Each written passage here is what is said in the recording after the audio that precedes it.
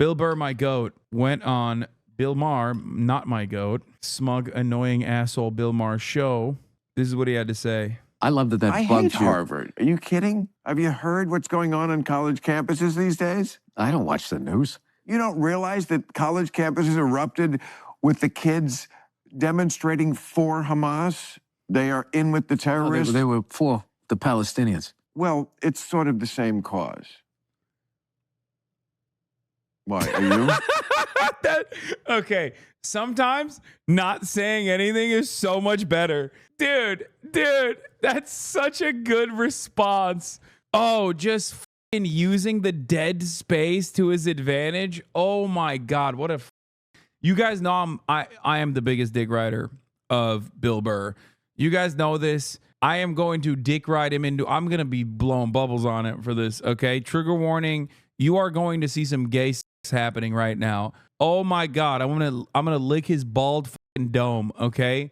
Nothing more devastating you can do on a comedy podcast as a comedian than hit him with dead air. Straight up, just dead air. It is infinitely better than giving him a reaction because he's trying to draw a reaction out of him, and he just said nothing. I'm on the side of the kids. Yeah, that's easy to say. You know, no one wants to see kids dead. Yeah. That's so easy to say. It's so easy to say, even though I attributed being on the side of the student protesters to being pro-Hamas. This is a war. That was very brave of you to say that. This is a war. He cooked him. Yo. God, I love him, dude. Yeah, that's very brave of you to say. Wants to see kids dead. This is a war. That was very brave of you to say that. This is a war. No, I'm the one who's actually brave on this. Pat yourself on the back. It's easy to... God damn, dude. God, I fucking love him so much. He's so good. Say I'm for the kids. Who's not for the kids? Well, it comes down to real hard-nosed decisions. Like a country... Stop talking like you're a general. A country got attacked. Israel got attacked. I'm not saying that they didn't have a right to go back. I'm just sitting there going like, how do I look at what... They're the only country in the world that they get attacked, and then as soon as they counterattack, it's like, well, we got to stop this shit now. Don't attack them. There's a very simple solution to all this problem in the Middle East. Stop attacking Israel. Hey, you Stop just solved attacking it. Israel. You just solved it. I actually did. There you go. That's fantastic. It's great because, like, you can tell he's not, like, super well equipped to have this conversation, but even he's like, come on, Bill. You're a fucking idiot. You're a fucking asshole. All right, Bill? All right, old Billy bitch tits? You fucking asshole. Anyway, all right, we don't need to get onto that. Let's go to Russia and the Ukraine. How do you solve that one, Bill?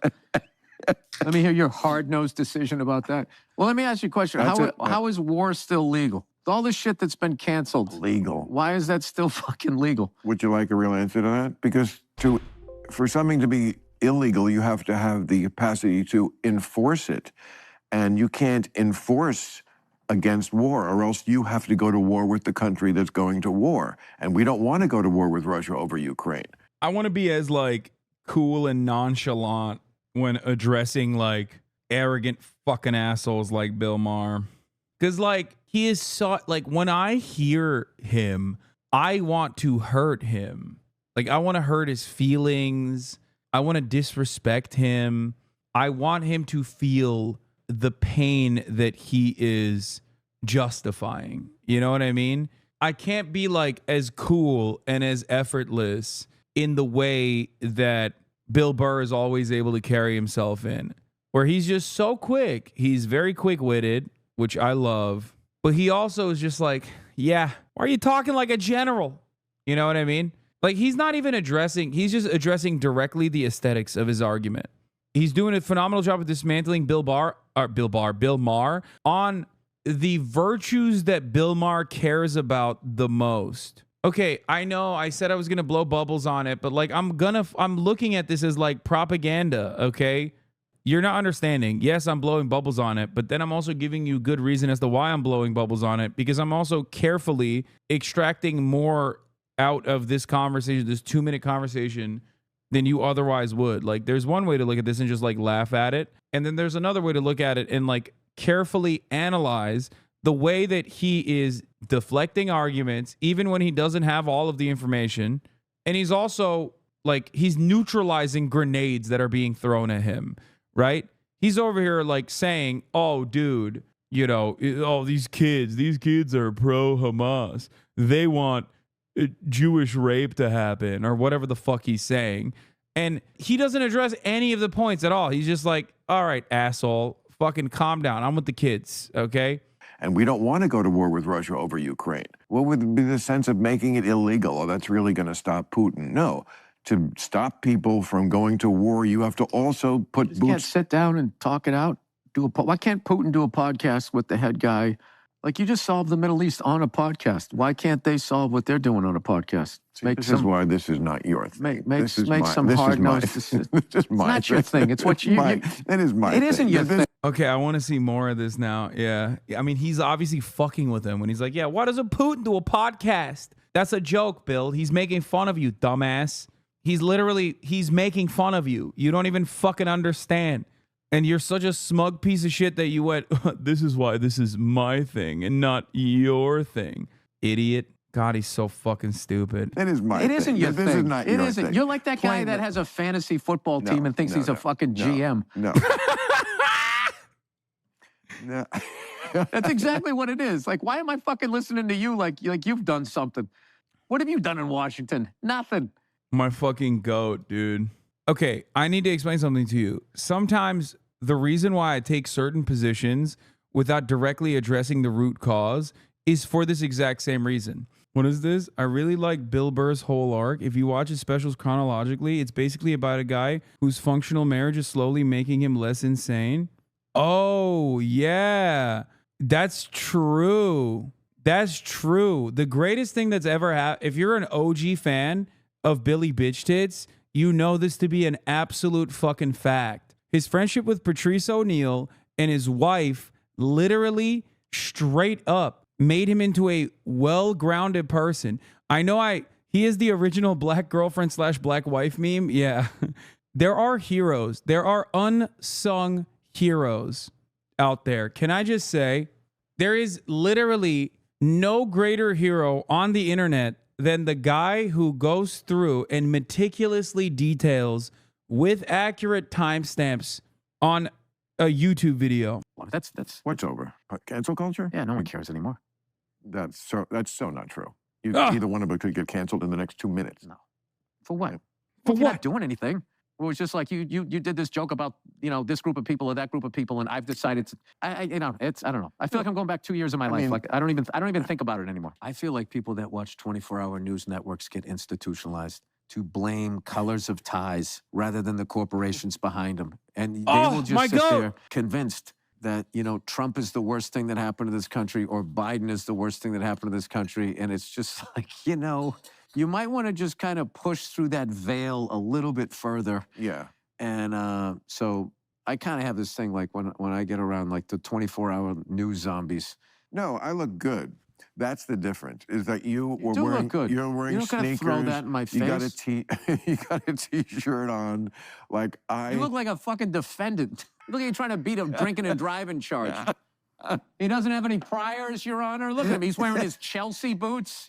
Let's get to the good stuff. I hate Harvard. Are you kidding? Have you heard what's going on college campuses these days? And the beautiful part is he's the one who brought it up. You don't realize that college campuses erupted with the kids demonstrating for Hamas? They are in with the terrorists. They were for the Palestinians. Well, it's sort of the same cause.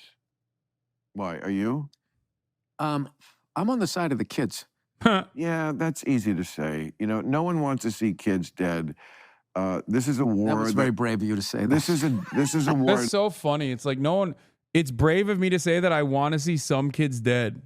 That silence is so cutting. It's so perfect. God, it's hard not to glaze this man, okay? I love him so much. Billy Bitch Tits, I know you don't know who I am, and I know you will never know who I am, but I fucking love you, man. I love you, big dog. I'm a certified yapper and a grade A glazer, okay? The amount of energy I spend glazing old Billy Bitch Tits, old Bilbo Baggins over here, literally is melting polar ice caps. He would destroy you.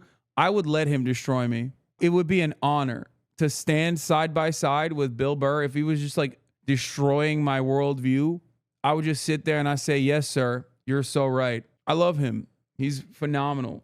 He is a phenomenal person to be a spokesman for your cause, especially because he's one, endlessly charismatic, and two, he does such a great job of like dismantling talking points while looking like an everyman, you know? He looks like a fucking average Joe. He sounds like an average Joe. Sounds like a fucking stevedore. He has hundreds of, I guess, you know, tens of millions of dollars at the very least, but he still ultimately lives a relatively ascetic lifestyle. He's a bald king. He does such a good job of like dismantling reactionary talking points in a way that convinces the audience that like his interlocutor is the insane one. He does such a good job of being like, dude, what are you saying? He hits that line so fucking well.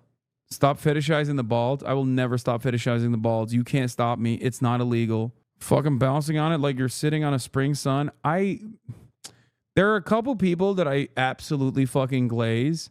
And back in the day, it used to be Bernie Sanders, old Bernie, old Bernardo, LeBron James still to this day, and Bill Burr. Those are the three guys that are my goats. And yeah, Bernie is a little, you know, I will always respect Bernie. Giannis Varoufakis and stuff like I also obviously love. Oh my God, he's also bald. Oh my God, oh my God. Oh my God. Wait, LeBron James, Giannis Varoufakis, Bernie Sanders, Bill Burr. Oh my God, all my heroes are bald.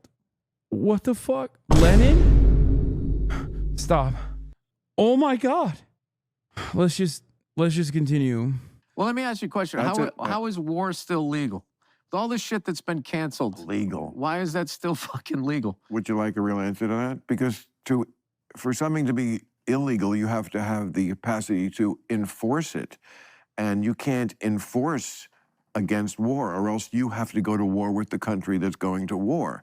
This actually perfectly demonstrates Bill Maher's way of thinking. Like, he made a silly remark like, oh, how is war not illegal, huh? How about we cancel war? Like, he's not being serious when he says that. And then Bill Maher, one, takes him seriously and goes, oh, you want a serious answer? And then immediately starts demonstrating his worldview that like, oh, you can't stop war because like you would have to go to war with the other country. And you know, it's too powerful or whatever the fuck. It's like, no, man, it's because people make money. It's always for resources. I don't think there's ever been a war throughout human history that wasn't about like ultimately about resources, whether it be land, whether it be gems, whether it be natural resources. It's just, that's it. And now the war economy in and of itself has become a very important resource. As a little reductionist, I mean, yeah, I'm just pointing to one singular aspect of why war occurs. Obviously, there's like, no, like here, this is a great example. Religion. No. If you think the Crusades were simply on the virtue of religion and not that religion was used as a galvanizing principle, you've got it all wrong. That was resources. It was expansion.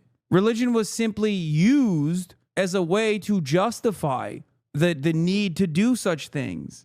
U.S. Civil War, literally resources. Slavery was a commodity. Human beings were seen as capital. The right went to war utilizing the pre-existing racial pecking order and the fears that many had in the South that their culture would change in an effort to defend slave owners from losing their mode of production. Better put, industrial capitalists versus agricultural proto-capitalists. Pearl Harbor was in direct response to our blockades of the Japanese petroleum industry. Yep. In every single aspect of like religious war or whatever, it's actually still about expansion, colonial ambitions, and securing resources. Except they masquerade as like religious wars in an effort to add a secondary reason, a galvanizing principle. Religion plays that role. You fucking get off your little private jet. I have a TV show. And you travel Southwest, is that right, Bill? I love Southwest. Really? I love the order. Is that how you travel? I love Southwest. Do you travel commercial? Most of the time, yeah. You do? Yeah. I won't lie, this is a bit of an indefensible take. I think Southwest is supposed to be democratically organized. It is so bad though. Southwest is like what right-wingers think communism is. People are able to purchase like a better position on the line so they can have their pick of the litter. except like with the exception of the first row and I guess like the emergency exits, every single, including the fucking seats on the first row and the emergency exits, every single seat is dog shit. It literally is the right-wingers' understanding of communism or socialism. The true goal, obviously, and by the way, and that is because Southwest is a capitalist institution, the true goal should be to make it so that air travel across the board offers the same leg room that is like literally the same leg room that's like valid for every single fucking person on the flight. Sit your ass down and listen. No, it's because it's equally shitty for all on Southwest. Their goal overall is to just like pack as many people as possible to make as much money as possible because it's still a capitalist corporation. Complaining about airlines is such an influencer thing to do. It's such a passionate topic for podcasters. Wait, what? We live in the United States of America, chatter. What the fuck do you mean? Try going from like one part of this continent to the other, especially when there's no trains. Like, what are we talking about? Come on, like you would spend a day in a train? I have. And it was a fucking joyful experience every single time. Whether it be the Surfliner on the coast of the California water line from San Diego to Los Angeles, or obviously a much more elevated experience in the form of a bullet train going from Tokyo to Kobe. And in my childhood, I used to also frequently take the train in Turkey. Bigger plane, better pilots. You don't get knocked around as much. You're riding in a fucking Cadillac. The only thing that sucks about commercial is boarding. That's it. Once you're there and you got your fucking shit up there, you're flying first class, which all first class is, if you never flown it, is they treat you like a human being. Oh my God, this is a one-to-one verbatim fucking HasanAbi take. I swear to God, someone find the clip. I've said this verbatim. I'm not even kidding. The only difference between business class and economy, other than like the obvious legroom, is literally they treat you like a fucking human being. I have said this verbatim. When you fly business class, they literally just treat you the way that like everyone is supposed to be treated. Oh my God. Oh God, I love him so much.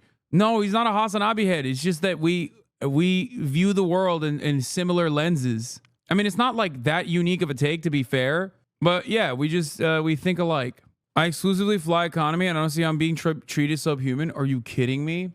I've been flying both to America since like a very early age. Obviously, I'm 32 years old now. So it's been like 30 years of flying. And I have genuinely seen the change in both American domestic travel and international travel, where they like, through price leadership, not price fixing, mind you, price leadership, have created an environment that is like legitimately unsustainable for human life. Slowly but surely, over the course of years, they've literally made things that were obviously seen as amenities, things that were free with your ticket, become costly things that you have to purchase, all the way down to like literally only being able to bring a personal bag now in certain airlines. And for years and years, I did this thing where out of pure resentment and spite, I literally never even upgraded to, and early chatters remember this, I never even upgraded to Economy Plus. Back in my day, emergency rows were free. We didn't have to pay for that shit. It was free.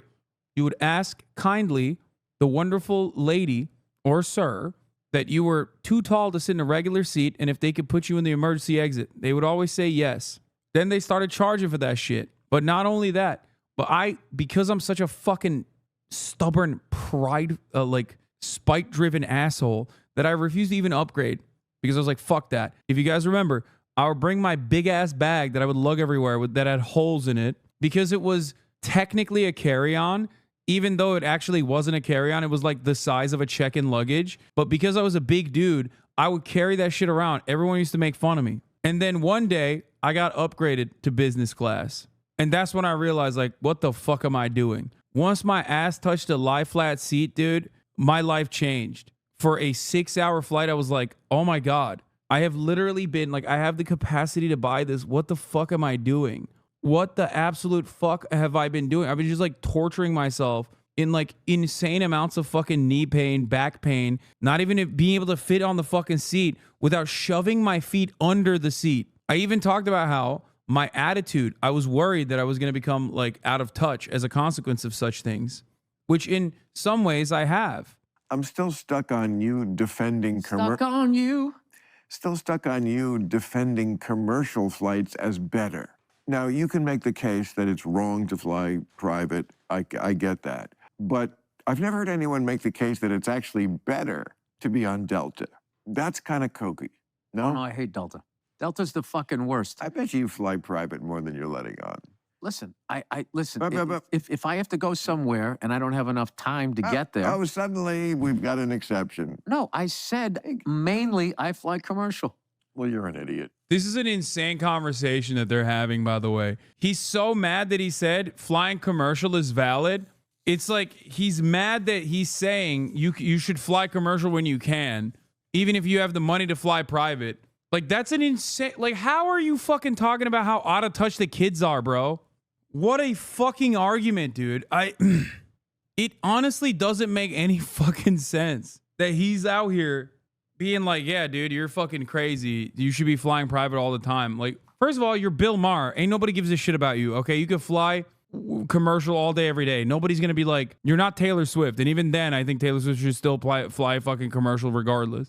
Can we stop talking about rich assholes if it's not to dissect class war, please? Who cares about rich assholes? The fuck are we doing reacting to them? Thank you, base chatter. Your contributions to the Maoist-Leninist project has been noted.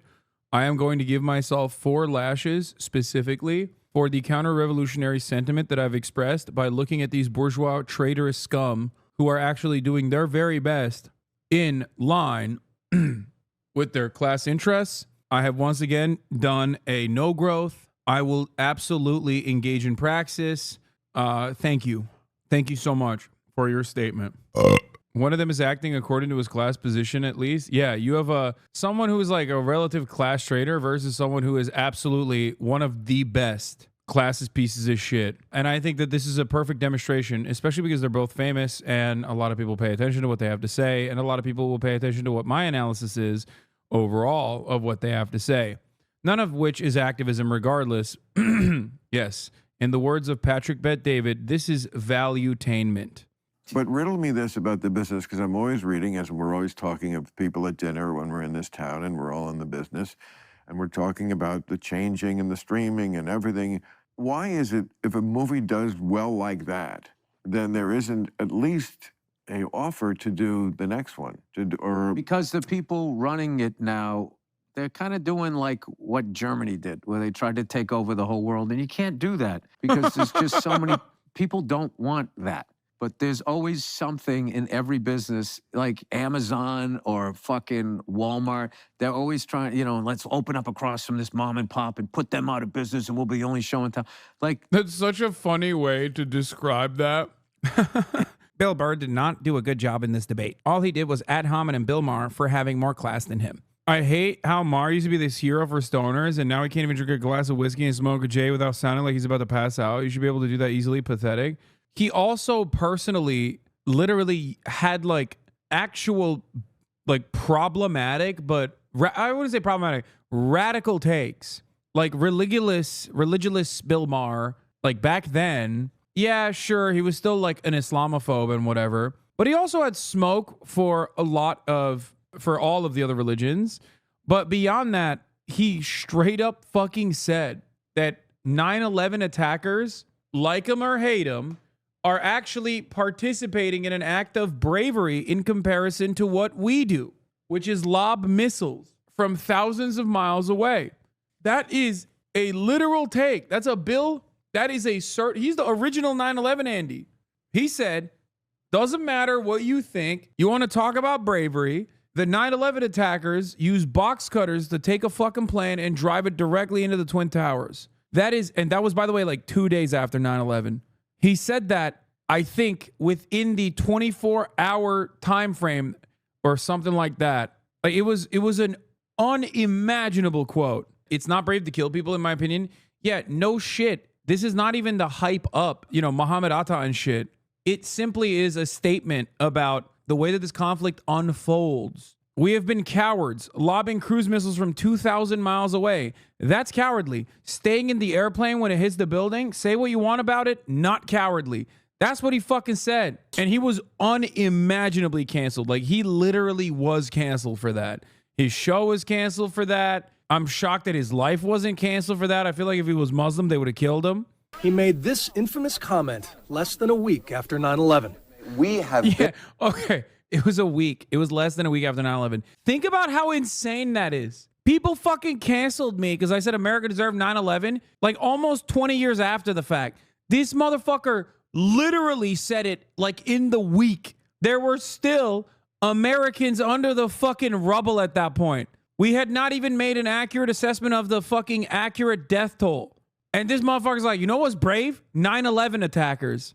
lobbing cruise missiles from 2,000 miles away. That's cowardly. That is a Staying in the airplane yes. when it hits the building.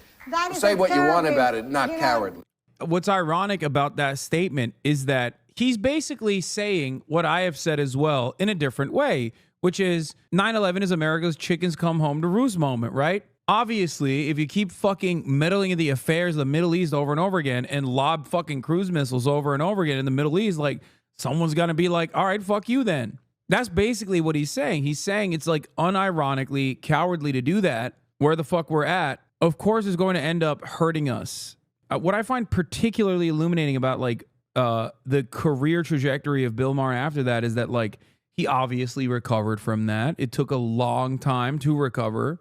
I think that, I guess that broke his mind on, one, cancel culture in general, because he actually did eat that cancel culture dick. And he also leaned into more reactionary attitudes that he had towards Muslims, which was like a perfectly permissible target. It was a valid target. It was a target that everybody loved when he got edgy on. And I think that's what it is. It didn't take that long. He immediately got a show on HBO a few years later, less than 5 years later. Are you kidding me? 5 years is an insane gap in your resume. The point I was trying to make here is that I think played a role in his radicalization. That I think played a role in fucking the way he operates.